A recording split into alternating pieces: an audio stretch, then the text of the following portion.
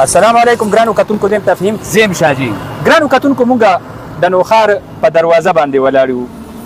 او دا د ښکلي نوخار خوشحال خان خټک چوک دی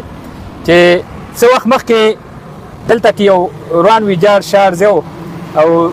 مونږ په نوخار کې به دا کمی محسوسولو چې چېرته خشته دی نشته او پارکونه هغه خراب شوي او داسې ځایونه نه و چې خلک پکې محدود شوی وي او دلته کې د فوټوګرافۍ دپاره او د خشتوالي بیوټیفیکیشن اف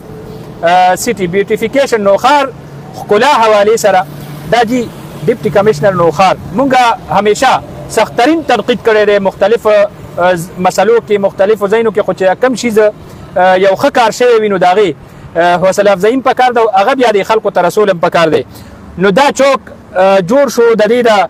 ډېر خشته او ډېر غټې پیسې په دې باندې ولګېدې د نوشهره کلا او نوشهره کینټ په سنګم باندې او په مین جي ټي روډ باندې څه وخت پس دلته به تاسو ته ډېر لوی بورډ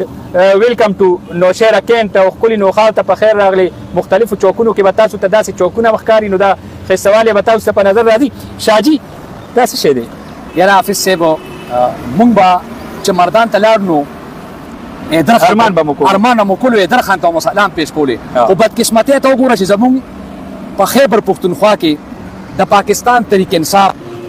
اول پرویز خټک وزیر اعلی او بیا محمود خان خو زمونږ چې خپل وزیر اعلی تېر شو هغه ټیک ده چې کارونه به کړي خو داسې دا روډونه دا مین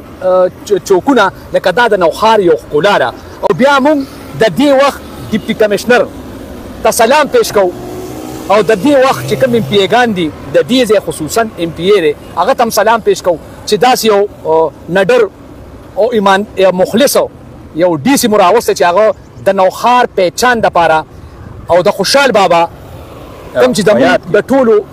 یو صفا سالار یو نیکه مو یادېږي د هغه په نوم باندې کدې ته به خلکو د چیلو منډی وي نن هغه د چیلو منډی به بدلیږي अब خوشحال خان یو چوک جوړیږي او دا به یو تاریخي چوکي دې کې به ښه مایدار چمنونه وي ګریل به وي فوارې به وي خلک به د لرې ځای نه دې نوخار ته راځي دې ډیپټي کمیشنر دا ایم پی ای نه دی ایم این ای نه دی خو صرف ډیپټي کمیشنر دی دې کې نور هم پاتې شي خو دا واورئ چې ډیپټي کمیشنر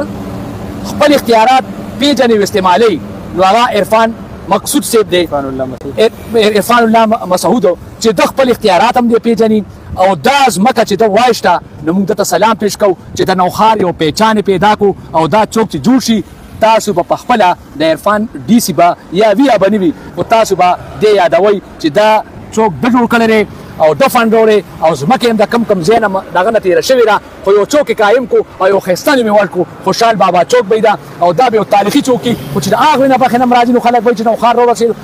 کینټ راورسېدو او چې دې مخکې نه به هم راځي د مردان نه دا لوی زبردست او د دې